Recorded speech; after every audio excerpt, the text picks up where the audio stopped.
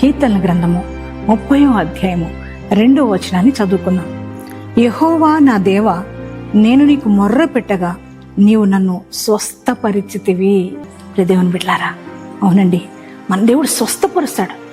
ఈ వాగ్దానం చూస్తున్నా వింటున్నా, మీరు ఎటువంటి బలహీనతలతో ఉన్నారు, ఎటువంటి రోగాలతో ఉన్నారు, ఏ వైద్యుడి దగ్గరికి వెళ్ళినా, ఎన్ని మందులు వాడినా నీ రోగం తొలగిపోలేదు కదా, నీ వ్యాధి తొలగిపోలేదు కదా.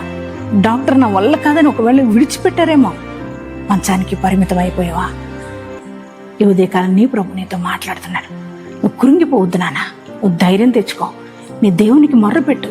యేసయ్యకి మొర్ర పెడితే ఆయన నిన్ను స్వస్థపరుస్తాను అంటున్నాడు. యేసయ్య, నువ్వు నన్ను స్వస్థపరుస్తావు, నేను నమ్ముతున్నానయ్యా అని యేసయ్యకి థ్యాంక్స్ చెప్పండి.